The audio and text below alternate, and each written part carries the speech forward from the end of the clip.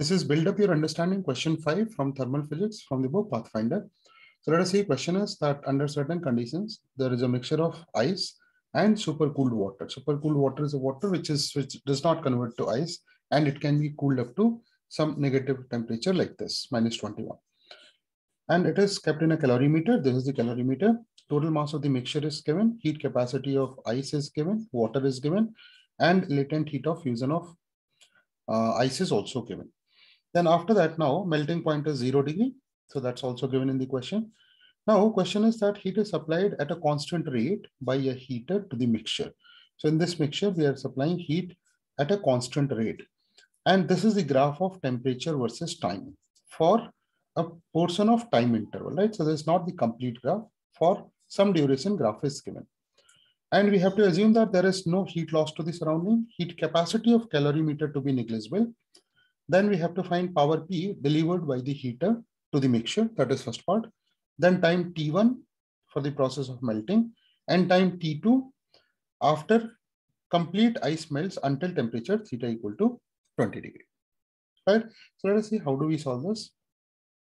So what will happen? You have ice and supercooled water at -21. When you start supplying heat, what will happen? Temperature of water will increase and temperature of ice will also increase.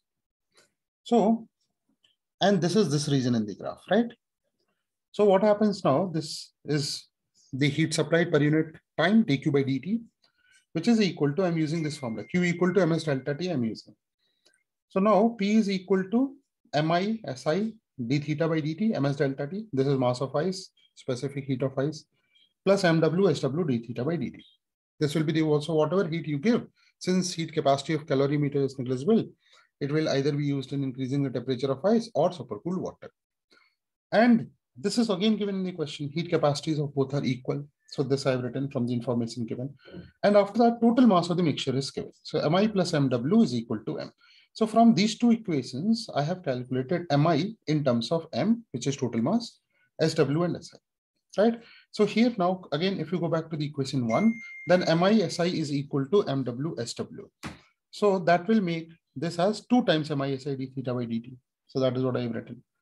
And then in this SI is given d theta by dt is this, right? This reason when theta is up to, when time is less than 20, right?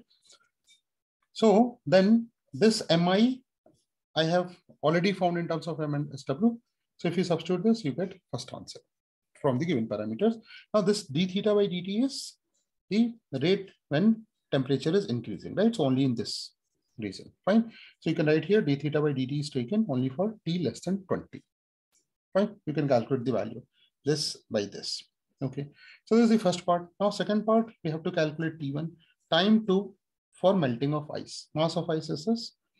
And we have found the rate at which heat is supplied. So we are going to use Q equal to ML formula. What is Q? Since heat is supplied at a constant rate, so Q is equal to total required heat will be equal to this P into T1. T1 is the time in which ice melts. So that is what I have written. While melting, Q equal to ml, total heat supplied for melting of ice. Here m is, this is the formula, right? Don't think there is mass of the mixture. Here mass of the ice will come. So Q is equal to, this is the rate into time. Suppose let us say this takes T1 time to melt. So total heat, how much you supplied? P, this is dq by dt. This is heat which you are supplying per unit time into time. So this I have already calculated. So this I have substituted here into T1. This is equal to ml. You have to find out the time when ice melts. So I have taken the mass of the ice.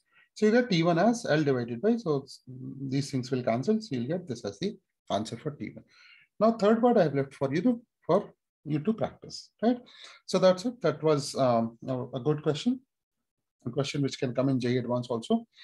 Okay, so that's it. That if you have liked this video, if you like this analysis, please like this video and please subscribe to this channel also. Thank you very much. All the best. We'll meet again.